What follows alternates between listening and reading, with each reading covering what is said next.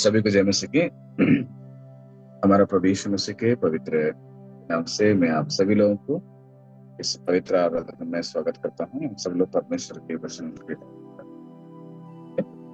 हमारे बीच में आज ओडिशा से पास्टर पार्थराज हैं, आपको स्वागत करेंगे और பிரைஸ் லார்ட். நாம் ஜெபித்து இந்த காலை தியானத்தை ஆரம்பிக்கலாம். हम प्रार्थना करके आज की सुबह की आराधना शुरू करेंगे. அன்பின் பரலோக தகப்பனே, இதுக்கு நன்றி செலுத்துகிறோம். கர்த்தாவே, இந்த புதிய நாளை தந்து அதற்கு நமக்கு நன்றி. இந்த நேரத்தோட கர்த்தாவே, நாங்கள் வெவ்வேறு இடங்களிலிருந்து Zoom மீட் மூலமாக இணைந்து நம்முடைய வசனத்தை தியானிக்கும்படியாக நீ கொடுத்த இந்த நல்ல தருணத்துக்கு நாம் நன்றி செலுத்துகிறோம். இப்பொழுதும் நாங்கள் தியானிக்கிற விதப்பொழுது எங்களோட இடைப்படும் நம்முடைய சத்தத்தை கேட்க எங்களுடைய செவிகளை திறந்தலும்படியாக செய்கிறோம். எங்களை தாழ்த்தி இந்த கரத்தில் ஒப்பு கொடுக்கிறோம். பிரேசு நாமத்தில் ஜெபங்கள் நல்ல தகப்பனே, ஆமென். ஓகே, இந்த நாளிலும் எனக்கு கொடுக்கப்பட்டிருக்கிற மனிதர் வந்து செபாஸ்டின். आज मेरे लिए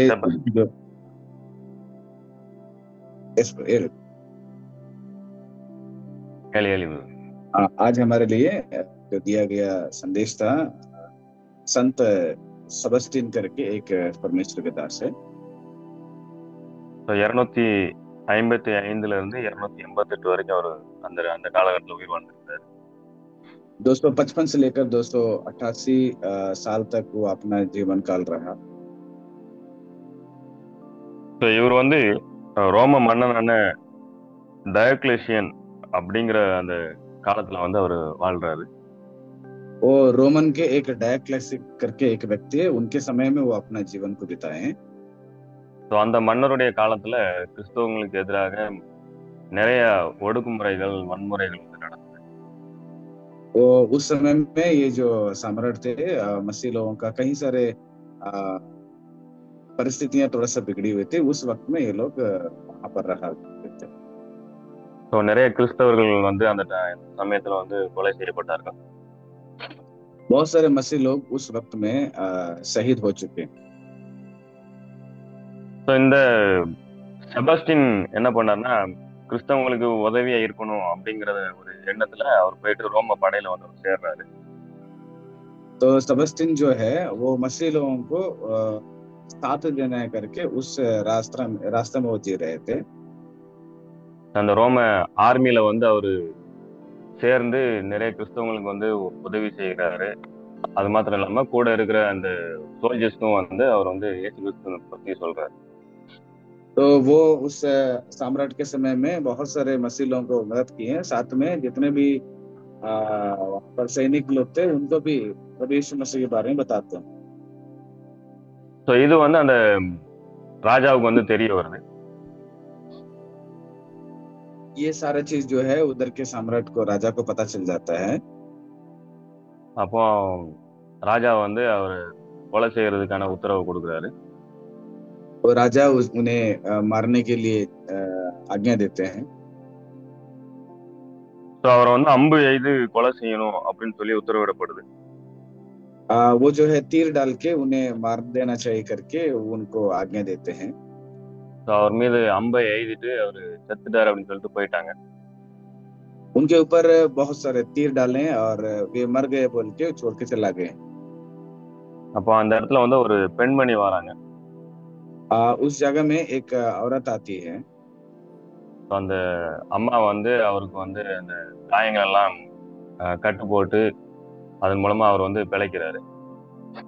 वो औरत क्या करती है, उनको जितना भी घाव हुआ है उसको सही से इलाज करते हैं पोंछ पाछ के, तो वो जल्दी से ठीक हो जाते हैं.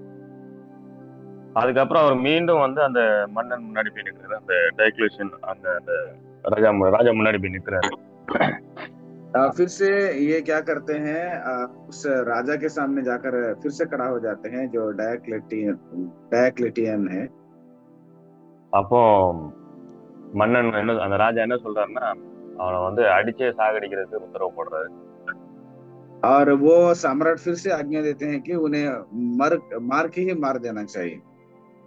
அதே மாதிரி அவர் வந்து அவருடைய கண்களுக்கு முன்னாடி அடித்து கொலை செய்யப்படுது.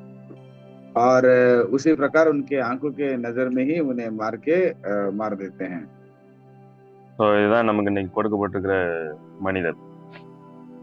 यही एक दास थे हमें जो आज दिया गया था। ஓகே, இன்னைக்கு நம்ம கொடுக்கப்பட்டிருக்க வேத பகுதி எரேமியா புஸ்தகம் 31வது அதிகாரம் 31ல இருந்து 34 வரை.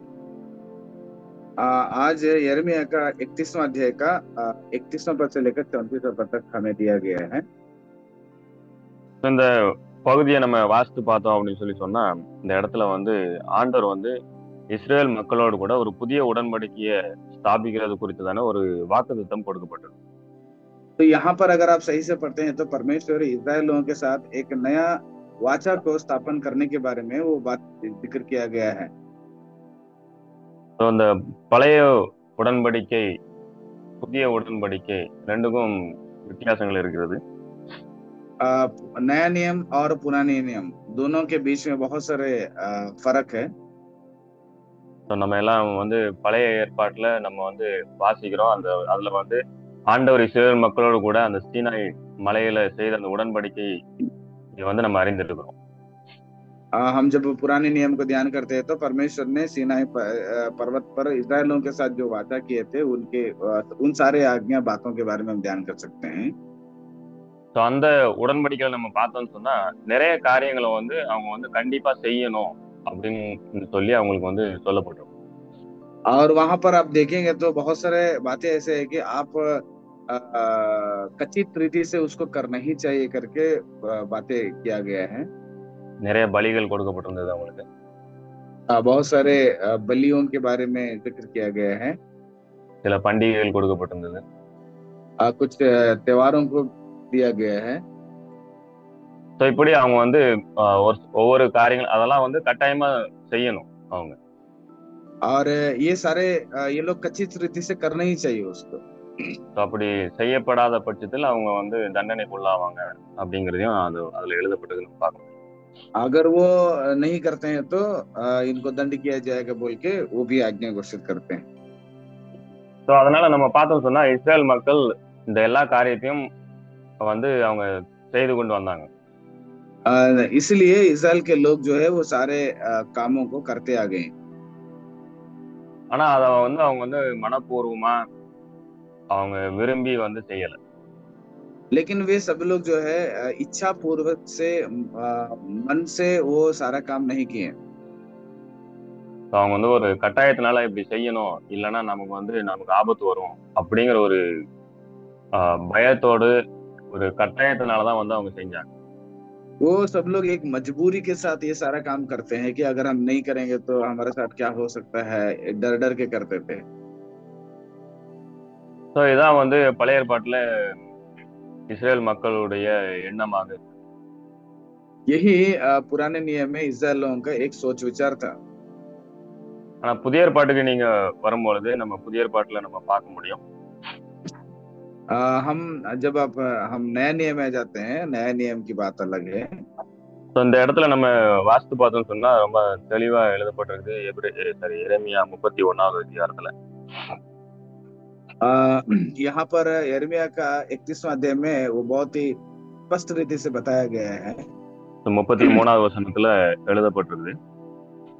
31वां अध्याय का 33वां पद में वो बात जिक्र किया गया है। நான் என் நியாய பிரமாணத்தை அவர்கள் உள்ளத்திலே வைத்து அப்படின்னு சொல்லி எழுதப்பட்டிருக்கு. मैं अपनी व्यवस्था उनके मन में समाऊंगा करके जिक्र किया गया है। ஓகே, ஸோ நமக்கு தெரியும் பழைய ஏற்பாட்டு அந்த 10 கட்டளைகள் வந்து கல்ல எழுதப்பட்டிருந்தது. हम सब लोग जानते हैं कि पुराने नियम के जो 10 आज्ञाएं थे वो पत्थर के तख्तियों के ऊपर लिखा गया था। ஸோ இன்னைக்கு நம்ம கையில எல்லார் கையிலயும் பிரிண்டட் புக் இருக்குது பைபிள். आज हमारे हाथों में प्रिंटेड किताब है बाइबल। ஓகே, ஸோ அது வந்து நம்முடைய இருதயத்துல இல்லாத பட்சத்தில் அது நம்ம கையில வெறுமனே ஒரு பிரிண்டட் புக்கா இருக்கிறதுனால எந்த விதமான பயனும் கிடையாது. तो देखिएगा वो हमारे हाथ में प्रिंट रहने की वजह से उसमें कोई प्रकार का ऐसे नुकसान नहीं है। ஸோ பழைய ஏற்பாட்டிலையும் வந்து அது வந்து அவங்க முழு உள்ளத்துலதான் வந்து அவங்க வந்து அதை எல்லாத்தையும் கடைபிடிச்சிருக்க மாதிரி இருந்துச்சு. पुराने नियम में वो सारा चीज जो है वो पूर्ण मन से ही उसको करना चाहिए था। ஆனா அவங்க வந்து ஒரு கட்டாயத்தினால ஒரு சடங்காச்சாரமாக அதை வந்து செய்து வந்தாங்க. लेकिन वो सारा एक बहुत मजबूरी से ये सारे कामों को करते आ गए हैं। அதனாலதான் வந்து ஆண்டவர் அநேக நேரம் தன்னுடைய துக்கத்தை கூட வெளிப்படுத்துறாரு. इसलिए बहुत बार परमेश्वर ने अपने दुख को यहाँ पर प्रस्तुत करते हैं। நம்ம தீர்க்கதரிசன புஸ்தகங்கள் நம்ம வாசித்து பார்த்தோம்னு சொன்னா ஆண்டவர் வந்து விசேஷமா நீங்க ஏசாயா தீர்க்கதரிசன புஸ்தகத்துல வாசித்து பார்த்தீங்கன்னா உங்களுக்கு தெரியும். யார் உங்ககிட்ட கேட்டது இந்த பலியெல்லாம், யார் கேட்ட உங்ககிட்ட காணிக்கையெல்லாம் அப்படின்னு சொல்லி ஆண்டவர் வந்து அவங்கள பார்த்து கேள்வி கேட்கறது நம்ம வாசிக்கிறோம்.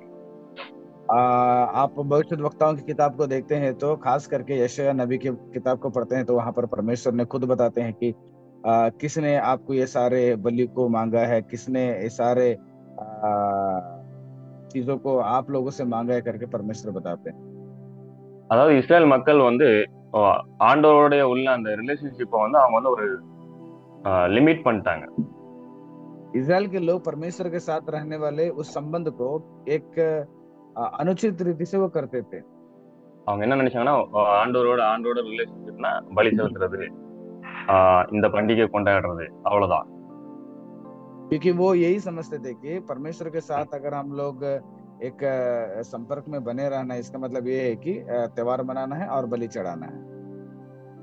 இன்னைக்கு நிறைய விசுவாசிகள் கூட அவங்களுடைய ரிலேஷன்ஷிப் அப்படின்னு சொல்லி சொன்னா அவங்க என்ன நினைக்கிறாங்க, வாரத்துக்கு ஒருக்கா சர்ச்சுக்கு போகணும். आज भी कई सारे विश्वासी लोगों का विचार ये है कि परमेश्वर के साथ अगर मैं एक संबंध बनाना चाहिए तो फिर मैं हफ्ता में एक बार रविवार आराधना जाना चाहिए। அதுக்கப்புறம் நான் காலையில கொஞ்ச நேரம் ஜெபம் பண்ணுவேன், பைபிள் வாசிப்பேன், முடிஞ்சது. और सुबह थोड़ी देर बाइबल पढ़ना है और प्रार्थना करना है। ஸோ இததான் வந்து இன்னைக்கு நிறைய பேர் வந்து ஒரு ஆவிக்குரிய வாழ்க்கை அப்படின்னு சொல்லி லிமிட் பண்ணி வச்சிருக்காங்க. तो ये बहुत सारे लोग ऐसे प्रकार के एक आत्मिक कार्य है बोल के उसको अनुचित रीति से पालन करते हैं। ஸோ உங்களுடைய ஆவிக்குரிய வாழ்க்கை இதுக்குள்ள மட்டுமே லிமிட் பண்ணிருந்துச்சு அப்படின்னு சொல்லி சொன்னா பைபிள்ல நீங்க பாதி புத்தகத்தை வாசிக்க வேண்டிய அவசியம் இருக்கு. अगर आत्मिक जीवित का मतलब यही है करके अगर आप लोग समझ लेते हैं तो फिर बाइबल के आधा किताब आप पढ़ने की जरूरत ही नहीं पड़ता है। பைபிள்ல வாசித்து பாத்தீங்கன்னா நம்ம சமுதாயத்துல நம்ம எப்படி வாழணும்னு சொல்லி எழுதப்பட்டிருக்கு. क्योंकि बाइबल में हमें ये जिक्र किया गया है कि एक समुदाय के साथ कैसे हम जीना चाहिए। நம்ம நாட்டுக்கு நம்ம என்ன செய்யணும்னு சொல்லி எழுதப்பட்டிருக்கு. हमारा देश के लिए क्या करना चाहिए वो भी जिक्र किया गया है। நம்ம தலைவர்களை எப்படி மதிக்கணும், எப்படி அவங்களுக்கு கீழ்ப்படியணும்னு சொல்லி எழுதப்பட்டிருக்கு. हमारे अधिकारियों के लिए कैसे बात सुनना चाहिए, उनको आज्ञाकारी होना चाहिए, वो भी जिक्र किया गया है। ஸோ நம்முடைய முழு ஜீவனமும் எப்படி இருக்கணும்னு சொல்லி தான் எழுதப்பட்டிருக்கு. हमारा संपूर्ण जीवन कैसे होना चाहिए वो सारे चीज वहां पर बताया गया है। ஸோ ஆவிக்குரிய வாழ்க்கை நம்ம வாழ்க்கை இதுல வந்து எந்த வேறுபாடும் கிடையாது. हमारा जीवन और आत्मिक जीवन में कोई प्रकार का संबंध नहीं है। இன்னைக்கு நிறைய நேரத்துல நம்ம வந்து நம்ம வாழ்க்கை ஆவிக்குரிய வாழ்க்கைன்னு தனியா பிரிச்சு தான் பேசணும். आज हम बहुत बार यही सोचते हैं कि आत्मिक जीवित और हमारा जीवित को हम लोग अलग करके बात करते ஸோ हैं। நம்முடைய டெய்லி ஆக்டிவிட்டிஸ் வந்து நிச்சயமா நம்முடைய தேவனை பிரதிபலிக்கக்கூடியதா தான் இருக்கும். हमारा हर प्रकार के रोजमर्रा जिंदगी में जो कार्य हम करते हैं वो परमेश्वर को महिमा देने वाला होना चाहिए। ஸோ வெறுமனே நீங்க பண்ற அந்த 2 மணி நேரம் சண்டே வர்ஷிப் அல்லது 1 மணி நேரம் பைபிள் ஸ்டடி அல்லது ஒரு 2 மணி நேரம் ஃபாஸ்டிங் ப்ரேயர் இல்ல நீங்க ஒரு 10 நிமிஷம் 15 நிமிஷம் மட்டுமே வாசிக்கிற பைபிள் அல்லது ஒரு 10-15 நிமிஷம் மட்டுமே நீங்க செய்கிற அந்த ஜெபங்கள் மட்டுமே உங்களை ஒரு ஆவிக்குரிய மனிதனா மாற்றும். नहीं तो आपका संडे सर्विस में जाना और 15 मिनट प्रार्थना करना और कुछ देर के लिए बाइबल पढ़ना, ये सारे इतना ही आपका एक आत्मिक जीवित में वो चलते रहेगा। ஸோ இதெல்லாம் ஒரு பார்ட். ये हमारा जिंदगी का एक हिस्सा है। ஸோ இந்த நேரத்தை தவிர்த்து மற்ற நேரத்துல நீங்க எப்படி செலவிடுறீங்க, உங்களுடைய எண்ணங்கள் எப்படி இருக்குது, உங்களுடைய சிந்தனைகள் எப்படி இருக்குது, ये वक्त को छोड़कर बाकी समय में आपका विचार कैसे है, आपका हाव भाव कैसे है। ஏன்னா இதெல்லாம் வந்து இஸ்ரேல் மக்கள் மாதிரி ஒரு கட்டாயத்து நிமித்தமா நம்ம வந்து செஞ்சுட்டு போயிட்டே இருக்கலாம். ये सारे काम इसराइल लोगों के जैसे हम लोग करते चले जा रहे हैं। எப்படி இஸ்ரேல் மக்கள் வந்து அவங்க விரும்பலைன்னா கூட அவங்க வந்து போய் பலி செலுத்தினாங்க. அவங்க பலி செலுத்துறதுக்கான பல காரணங்கள் இருக்கு. ஒண்ணு அவங்க கட்டாயத்தினால, இன்னொன்னு வந்து அவங்க அதை வந்து நல்லா சாப்பிடுவாங்க. दो चीज के लिए इसराइल के लोगों के जीवन में दो चीज के लिए अभी देखिए उनको पसंद नहीं रहता था, फिर भी बलि चढ़ा देते। दो काम था, पहला एक मजबूरी में, और दूसरा जो है वो अगर बलि करेंगे तो उसको खा सकते हैं, खाने की वजह से वो कर सकते थे, करते थे। ஓகே. ஸோ அதை வந்து அவங்க வந்து ஒரு என்ஜாய் பண்ணாங்க அதை. ஆனா அது ஆண்டவருக்காக செய்யல. वो उसमें मनोरंजन के लिए किया करते थे, लेकिन वो परमेश्वर के लिए नहीं करते थे। இன்னைக்கும் அதே மாதிரி சர்ச்சுக்கு வந்து நிறைய பேர் வராங்க. ஆனா அதான் आज அவங்களுடைய भी மீட்டிங் பிளேஸா இருக்கு. आज भी बहुत सारे लोग कलीसिया में आते हैं और वो उन लोगों के लिए चर्चा का जगह बन जाता है। அங்க முன்னாடி நின்று பாஸ்டர் பிரசங்கம் பண்ணிட்டு இருப்பாரு, இவங்க பின்னாடி உட்காந்து அப்பதான் எல்லாம் டிஸ்கஸ் பண்ணிட்டு இருப்பாங்க. सामने से पास्टर जी प्रचार करते रहेंगे, पीछे से बैठकर यहाँ पर गुपचुप करते रहेंगे। ஸோ அவங்க வந்து ஒரு கட்டாயத்தின் நிமித்தமா தான் வந்து உட்கார்றாங்களே தவிர, அவங்க உள்ளத்துல வந்து விருப்பப்பட்டு ஒரு ஆர்வத்தோடு கூட ஆண்டவர் மீது உள்ள ஒரு அன்போடு கூட வந்து அவங்க உட்கார்ல, நிச்சயமா உட்கார்ல. ये सब लोग जो है ना मजबूरी के लिए आते हैं, बिना आकर परमेश्वर को सच में दिल से आराधना करना है और परमेश्वर को प्रसन्न करना है, ये वो नहीं करते हैं। இன்னைக்கு நான் சர்ச்சுக்கு போனா அந்த ஆளை பார்த்துட்டு வந்துடலாம். Sorry brother. இன்னைக்கு நான் சர்ச்சுக்கு போனா அந்த ஆளை பார்க்கலாம். हाँ, ऐसे विचार लेके जाते हैं कि आज उस चर्च में जाएंगे तो उस व्यक्ति को हम मुलाकात कर सकते हैं। ஸோ நம்முடைய ஆராதனைகள், நம்முடைய வேத வாசிப்புகள், ஜெபங்கள் எல்லாமே வந்து நம்முடைய இருதயத்தின் ஆழத்துல இருந்து வரும். हम जो करते हैं आराधना, परमेश्वर का वचन सुनना या हम प्रार्थना करते हैं, वो हमारा दिल के भीतर से निकलना चाहिए। ஸோ நம்முடைய இருதயத்தின் ஆழத்துல இருந்து வராத எதுவுமே வந்து நிச்சயமா ஆண்டவர் ஏற்றுக்கொள்வதில்லை. हमारा हृदय के भीतर से ना आने वाले कोई भी चीज को परमेश्वर स्वीकार नहीं करते हैं। ஸோ ஒருவேளை நம்ம எவ்வளவு நல்லா ரெகுலரா வந்து பிரேயர்ஸ் அட்டென்ட் பண்ணலாம், हम कितना भी अच्छे से आकर प्रार्थना के लिए शामिल हो सकते हैं, அது ஒருவேளை கட்டாயத்தின் மேல வந்து உட்கார்ந்துருந்தீங்கன்னு சொன்னா நிச்சயமா அதனால உங்களுக்கு எந்த விதமான லாபமும் கிடையாது. अगर कोई मजबूरी के साथ अगर उधर आके बैठ जाते हैं तो उससे आपको कोई प्रकार का लाभ नहीं मिलता है। ஸோ உங்களுடைய அதாவது ஆண்டோடைய வசனங்கள் நம்முடைய இருதயத்துல இருக்கணும். நம்முடைய இருதயத்துல இருந்து அந்த சிந்தனைகளை தூண்டி அதை நம்மளை செயல்படுத்துறதாக இருக்கும். परमेश्वर का वचन हमारे हृदय में, हृदय के भीतर आना चाहिए। वो वचन हमें प्रोत्साहित करके उत्साह करना चाहिए। ஓகே. ஸோ பழைய ஏற்பாட்டுல இஸ்ரேல் மக்கள் ஒரு கட்டாயத்தின் பேர்ல செய்தது மாதிரி நம்ம புதிய ஏற்பாட்டு காலத்துல வாழ்ந்து கொண்டிருக்க நாம் அப்படி செய்யக்கூடாது. पुराने नियम में जो इस्राएल लोग करने वाले हर एक आज्ञाओं को जो मजबूरी में करते थे, वैसे नया नियम में हम सब लोग नहीं करना चाहिए। ஒருவேளை பழைய ஏற்பாட்டுல அவங்களுக்கான தண்டனைகள் வந்து உடனே சொல்லப்பட்டிருந்தது. पुराने नियम में उनके लिए जो दंड दिया जाता था वो तुरंत दिया जाता था। ஸோ இன்னைக்கு வந்து நமக்கு வந்து தண்டனைகள் வந்து உடனே இல்லை. आज हमारे लिए शिक्षा जो है वो तुरंत नहीं होती है। ஆனா நம்ம உண்மையிலே தேவனுடைய பிள்ளைகளா இருந்தோம் அப்படின்னு சொல்லி சொன்னா ஆண்டவர் நம்மளை வந்து நிச்சயமா நம்ம தவறு செய்யும் பொழுது அவர் நம்மளை வந்து சீர்படுத்துவாரு, நம்மளை டிசிப்ளின் பண்ணுவார். सच में अगर हम परमेश्वर की आज्ञाओं को मानकर उसके पथ पे जीवन बिताते हैं, सच में परमेश्वर हमें हमारे जीवन में अनुशासन सिखाते हैं। ஸோ எபிரேயர் 13வது அதிகாரத்துல எப்படியாக எழுதப்பட்டிருக்கு? इब्रानियों का 13वां अध्याय में ऐसे जिक्र किया गया சாரி, 12வது அதிகாரம் 12 अध्याय में। ஓகே. அதுல வந்து என்ன எழுதப்பட்டுன்னா, எல்லாருக்கும் கிடைக்கிற அந்த சிக்ஷை உங்களுக்கு கிடைச்சிச்சுன்னு சொன்னா நீங்க வந்து புத்திரர்கள், ஒருவேளை கிடைக்காம இருந்துச்சுன்னு சொன்னா நீங்க வந்து தேவனுடைய பிள்ளைகள் இல்ல அப்படின்னு சொல்லி எழுதப்பட்டு. वहां पर ऐसे जिक्र किया गया है कि सबको जो मिलने वाला है, अगर आपको भी मिल जाएगा तो आप परमेश्वर के पुत्र लोग हैं, अगर आपको नहीं मिला है तो आप परमेश्वर के दास नहीं है, परमेश्वर के बच्चे नहीं करके जिक्र किया गया है। ஸோ ஒருவேளை நீங்க நினைக்கிறீங்க நான் என்ன தப்பு செஞ்சாலும் யாருக்கும் தெரிய மாட்டேங்குது, எனக்கு ஒன்றும் பாதிப்பு வரல அப்படின்னு சொல்லி நீங்க நினைக்கிறீங்கன்னு சொன்னா நீங்க வந்து ஆண்டோடைய பிள்ளை இல்லை அப்படிங்கறத நீங்க உணர்ந்து கொள்ளலாம். हमें ये समझना बहुत जरूरत है, हम जो कुछ भी कार्य करते हैं, गलतियां करते हैं, कोई नहीं देख रहा है, लेकिन याद रखिएगा, हम परमेश्वर के बच्चे नहीं हो सकते हैं। ஸோ நீங்க தேவனுடைய பிள்ளையா இருந்தீங்கன்னு சொன்னா நிச்சயமா நீங்க தவறு செய்யும் பொழுது ஆண்டவரால டிசிப்ளின் பண்ணப்படுவீங்க. अगर आप सच में परमेश्वर के बच्चे हो जाते हैं तो परमेश्वर ने सिखाने वाले उस अनुशासन में आप लोग भागीदार होते हैं। ஸோ ஆண்டவர் நிச்சயமா அவருடைய பிள்ளைகளை வந்து தொடர்ந்து பாவத்துல வாழ்வதற்கு வந்து அவர் அனுமதிக்க மாட்டார். परमेश्वर ने अपने बच्चों को लगातार पापों में ही जीवन बिताना वो नहीं छोड़ते हैं। ஸோ அவர் கண்டிப்பா வந்து டிசிப்ளின் ஆக்ஷனை வந்து அவருடைய பிள்ளைகளை அவர் நேசிக்கிறதுனால, அவரை போல நான் மாறணும் அப்படின்னு அவர் விரும்புறதுனால அது கண்டிப்பா அந்த டிசிப்ளின் ஆக்ஷனை கொண்டு வரும்.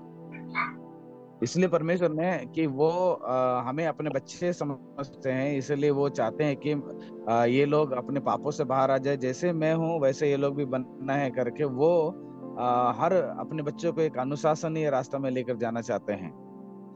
ஸோ உங்களுடைய ஆவிக்குரிய வாழ்க்கை அப்படிங்கிறது வேற, உங்களுடைய தனிப்பட்ட வாழ்க்கை அப்படிங்கிறது வேற கிடையாது. உங்களுடைய தனிப்பட்ட வாழ்க்கையும் உங்களுடைய ஆவிக்குரிய வாழ்க்கையும் ரெண்டும் ஒன்று. आपका आत्मिक जीवित और आपका व्यक्तिगत जीवित दोनों अलग नहीं है, वो दोनों एक साथ हैं। ஸோ நீங்க டெய்லி செய்கிற காரியங்கள் தான் உங்களுடைய ஆவிக்குரிய வாழ்க்கை என்ன அப்படிங்கிறத வெளிப்படுது. आप हर रोज करने वाले कार्य ही हमें पता चलता है कि आपके आत्मिक जीवित में आप क्या करते हो। நீங்க ஃப்ரெண்ட்ஸா உட்கார்ந்து என்ன பேசுறீங்க, அதான் உங்களுடைய ஆவிக்குரிய வாழ்க்கை. आप अपने दोस्तों के साथ बैठ के क्या बात करते हैं, वही एक आत्मिक जीवित है। சர்ச்சில் உட்கார்ந்து 2 மணி நேரம் பாட்டு பாடி வசனம் கேட்கறது உங்களுடைய ஆவிக்குரிய வாழ்க்கை நிச்சயமா நிறைய போறது. केवल चर्च में बैठकर 1-2-3 घंटा गाना गा के वचन सुन के जाना एक आत्मिक जीवित नहीं है। உட்கார்ந்து உங்க மொபைல பார்க்கும்போது அங்க என்ன பாக்குறீங்க, அதான் உங்களுடைய ஆவிக்குரிய வாழ்க்கை. आप बैठकर अपने मोबाइल में क्या देख रहे हैं, वही आपका आत्मिक जीवित है। ஸோ இன்னைக்கு வந்து நிறைய பேர் நம்ம என்ன பண்ணிக்கணும், நாமளே வந்து நான் டெய்லி ப்ரேயருக்கு போயிடுறேன், நான் வந்து பைபிள் வாசித்துறேன், हम अपने आप को ஒரு 10 நிமிஷம் ப்ரேயர் பண்ணிடுறேன், प्रार्थना करते हैं, हम 1-10 मिनट प्रार्थना कर लेते हैं। ஸோ அப்படின்னு நினைச்சுக்கிட்டு நான் வந்து ஆவிக்குரிய மனுஷன், மற்ற நேரத்துல என்ன பண்ணாலும் பரவாயில்ல அப்படிங்கிற ஒரு எண்ணம் இன்னைக்கு நிறைய பேருக்குள்ள இருக்கு. उस वक्त में हम लोग बहुत आत्मिक व्यक्ति हैं और बाकी समय में हम कुछ भी करेगा तो चलेगा बोल के, अगर ऐसे नहीं करेंगे तो आप आत्मिक व्यक्ति नहीं हो। ஸோ நம்மளே வஞ்சிக்காதபடி நம்ம பார்த்துக்கொள்வோம். हम अपने आप को धोखे ना देते हुए जागृत हो जाएंगे। ஸோ இதெல்லாம் வந்து செல்ஃப் டிசெப்ஷன்.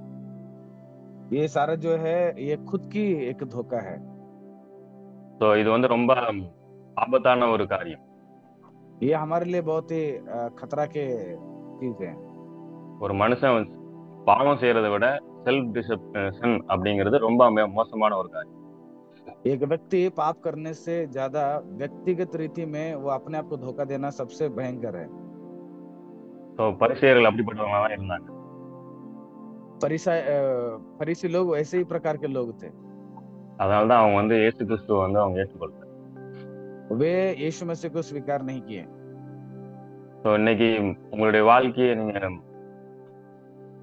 சோதித்து பாருங்க. आज हमारा जीवन को हम परीक्षण करेंगे।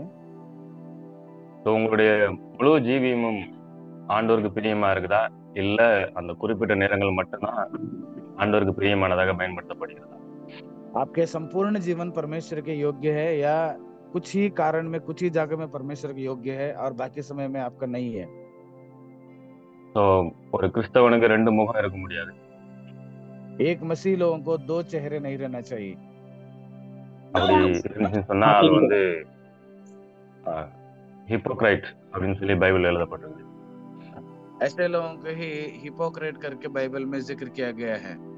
ஸோ நம்ம நண்பர்களோடு கூட இருந்தாலும், சபையில இருந்தாலும், நம்முடைய தனிப்பட்ட ஜெப நேரத்துல இருந்தாலும், குடும்ப வாழ்க்கையில இருந்தாலும், சமுதாயத்துல இருந்தாலும், நம்முடைய பேச்சு, வார்த்தைகள், வழக்குகள் எல்லாம் ஒரே மாதிரியா தான் இருக்கும்.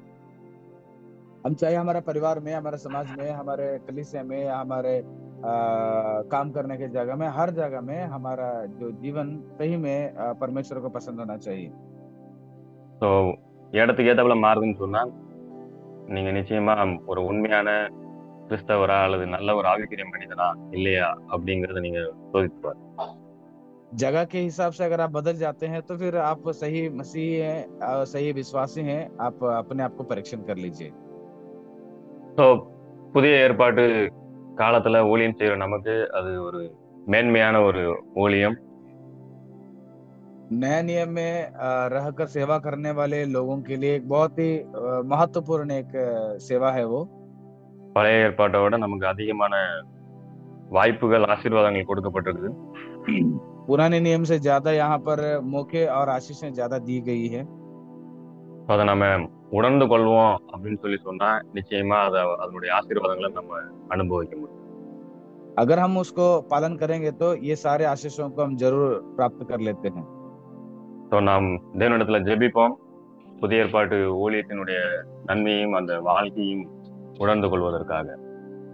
हम परमेश्वर के पास प्रार्थना करेंगे नया नियम में रहने वाले सारे वो जीवन और उस आशीषों को प्राप्त करने के लिए। நாம் ஜெபித்து நிறைவு செய்வோம். हम प्रार्थना करके इस समय को समाप्त करेंगे। அன்பின் தகப்பனே, இதுக்கு நன்றி செலுத்துகிறோம். இந்த நேரத்தினோட கத்தாவே நாங்கள் வெவ்வேறு இடங்களிலிருந்து நம்முடைய வசனத்தை தியானிக்க கத்தனை கிருபை செய்ததே நமக்கு நன்றி. இந்த நேரத்தோட கத்தாவே நாங்கள் தியானித்த வேத பகுதியிலிருந்து எங்களோட இழப்பட்டிருப்பது நன்றி. நாங்கள் தியானித்த வசனத்தின்படி எங்களுடைய வாழ்க்கையிலே எல்லா சூழ்நிலையிலும் நாங்கள் உண்மை முன்னிலைப்படுத்த உம்முடைக்கு மகிமை செலுத்துவதாக எல்லா காரியங்களையும் செய்ய கத்தனை கிருபை செய்தது. நாங்கள் ஒரு சந்தர்ப்பவாதியாகவோ அல்லது சூழ்நிலைகளை சார்ந்து எங்களுடைய நடவடிக்கைகளை மாற்ற நபராக அல்லாதபடி எல்லா சூழ்நிலையிலும் நாங்கள் உமக்கு மகிமையையும் உமக்கு கனத்தையும் செலுத்துகிறவர்களாக வாழ கத்தனை கிருபை செய்தது. இந்த நாளை நம்முடைய கருத்தில் ஒப்புக் கொடுக்கிறோம். நாள் முழுவதும் நம்முடைய பிரச்சனை நம்முடைய கரமைகளும் வழி நடத்திட்டோம். கல்லோச்சப்பட ஒளிகள் நம்முடைய கருத்தில் ஒப்புக் கொடுக்கிறோம். கத்த நீர் மட்டுமாக தாங்கி வழி நடத்துகிறது அதுக்கு நன்றி. தொடர்ந்து உங்களுடைய வழி நடத்துதலுக்காக எங்களை ஒப்புக் கொடுக்கும். இதை நடத்துகிற நாட்களுக்காக அவருடைய குடும்பத்தினருக்காக நன்றி செலுத்துகிறோம். தொடர்ந்து உங்களுடைய கரம் அவர்களோடு கூட இருந்து நீங்க வழி நடத்துங்க. எல்லாவற்றையும் தாழ்த்து இந்த கருத்தில் ஒப்புக் கொடுக்கும். மீட்பிரேச நாமத்தில் ஜெபங்களால தகப்பனே. ஆமென்.